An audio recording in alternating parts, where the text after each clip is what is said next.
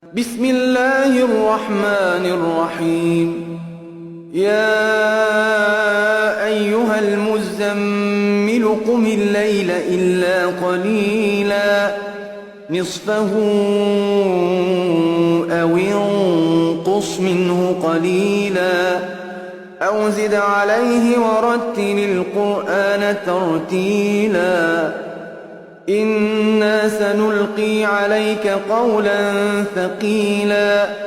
إن ناشئة الليل هي أشد وطئا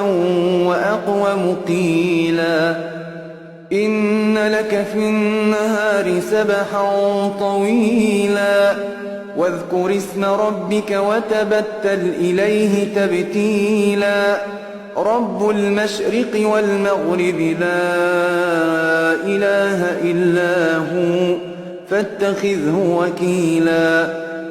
واصبر على ما يقولون واهجرهم هجرا جميلا وذرني والمكذبين أولي النعمة ومهلهم قليلا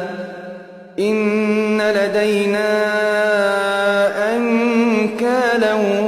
وجحيما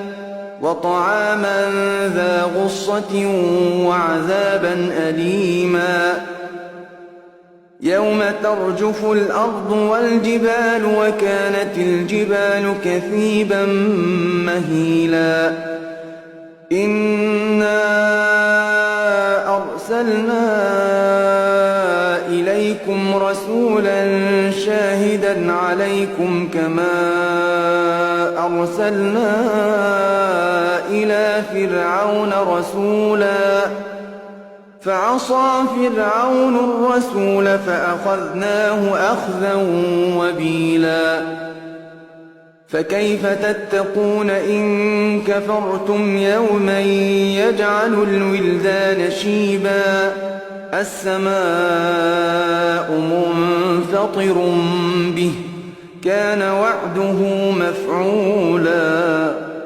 إن هذه تذكرة فمن شاء اتخذ إلى ربه سبيلا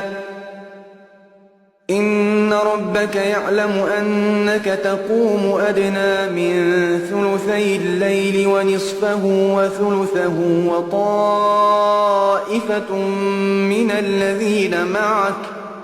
والله يقدر الليل والنهار علم أن لن تحصوه فتاب عليكم فاقرؤوا ما تيسر من القرآن علم أن سيكون منكم مرضى وآخرون يضربون في الأرض يبتغون من فضل الله وآخرون يقاتلون في سبيل الله فاقرؤوا ما تيسر منه وأقيموا الصلاة وآتوا الزكاة وأقرضوا الله قرضا حسنا وما تقدموا لأنفسكم من خير تجدوه عند الله هو خيرا وأعظم أجرا واستغفروا الله إن الله غفور رحيم